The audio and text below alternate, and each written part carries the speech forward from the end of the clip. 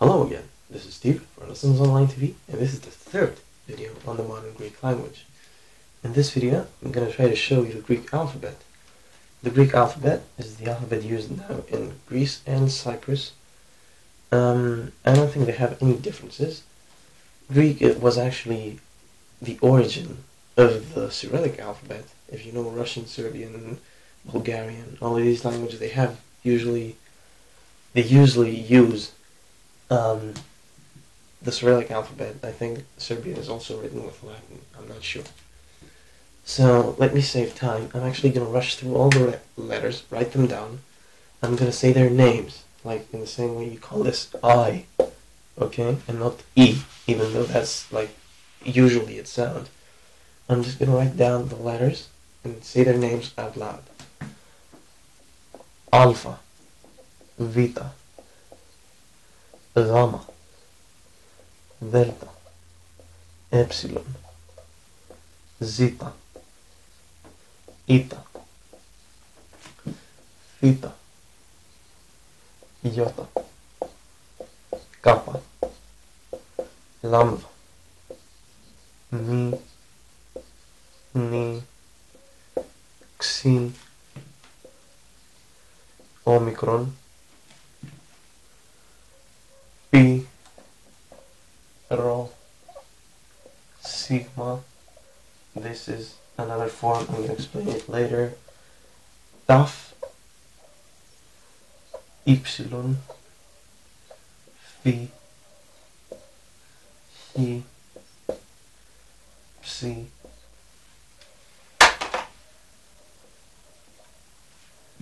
Omega.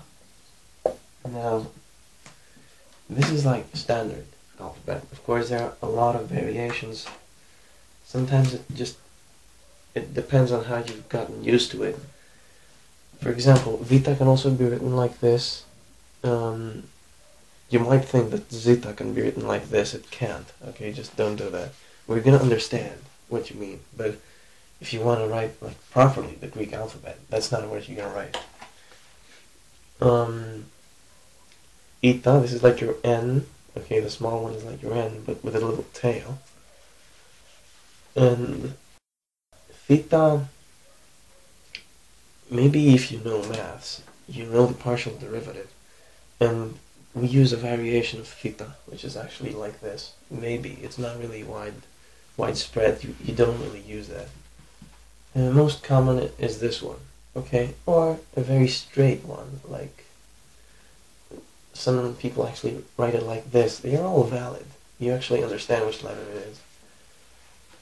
E does not have a spot on it, dot. You just write it alone. Kappa, lambda, mi, ni, xi, omicron. This is meant to be also a small circle. This is just because of the speed. P, you all know P, like 3.04, 159, right? It's actually P, not pi. I don't know where pi came from and why you call it pi, but seeing how it's an actual Greek letter, you should call it by its name. In the same way we call this A, B, and not AV, or Alpha, Vita. I think it's only right that you pronounce this P in the same way that it's actually called. Also, I was actually seeing these called mu and nu. I don't know who came up with that. Mi, ni. That's how we call them. Maybe it's just the name that you give to them. Phi has a few variations, like, no, just this one, okay, it's not that different. And Taf has this one. Of course, this is all handwritten. I'm just saying all this for reference, because in the actual fonts, you're actually going to encounter mainly the ones I wrote in the beginning. So now, I'm just going to try and say the sounds of each letter. That doesn't really exactly exist in English, because depending on where a letter is in a word, it gets a different kind of sound. In Greek, every letter has its own sound, normally. Like, I'm gonna say them right now, okay? A, V, G, V, E, Z, I, F, I, K, L, N, X, O, R,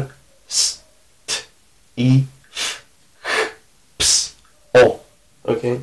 So I don't know how clear these sounded, but we have two O's,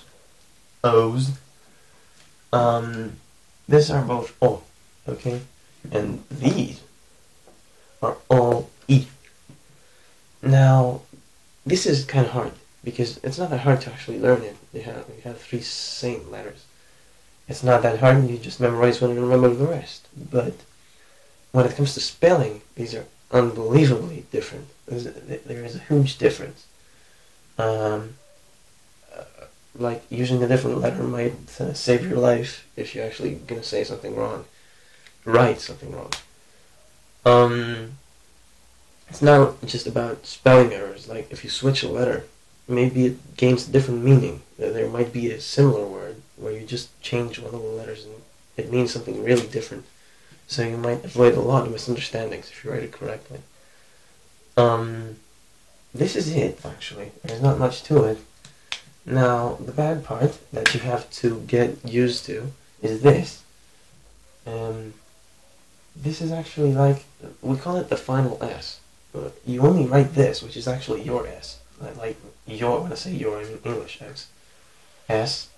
This is, if you actually start a word like S, and it ends again with S, then you write this one. Like, this sigma goes anywhere in a word up until the previous, like, the letter before the end. If the word ends with S, then you use this one. Like, I don't know, I'm just writing something down. This is pronounced capius. This is a diphthong. I'm going to say that in the next video. And you have this kind of sigma in the end. You don't really write capios. This is wrong. This is unbelievably wrong. But this is, of course, only in the case that you actually write with small letters. If you write with capitals, then it's the same sigma all over. For example, my name. I say my name is Steve, okay? My real name is not Steve. Steve is just the closest English translation I can get. My actual name is Stefanos. It really means, it's like a crown. It's not exactly like that. It's a round kind of thing you wear on your head, right? Not a crown, but imagine like in a marriage. I don't know if it happens everywhere. It's like they use two circular things that you put on your head. Thing like the holy thing that the saints have, that kind of thing. We call that photostefano, like light thingy. I don't know. So Stefanos, as you can see, I write this with capital sigma and I end this with the small one. This is indeed like st-e. If you actually try and look in this maze of letters, because I don't really have a proper format for it. I should have ordered them a bit better. This is actually stephanos, like in Greek. Now, this is a general rule. Whatever you see is exactly what you read, but exactly what you hear is not going to be exactly what you're going to write down. For example, I say tipota. Okay? Tipota. And I just found this word. This isn't meant to be an alpha. Okay? Now you might be confused because I actually wrote this tough like this and the other one like this. There is no difference, really. It's just my hand went better that way when I was writing the rest of the letters. So I have tipota. This could be written as, if you heard it, it could also be tipota. No.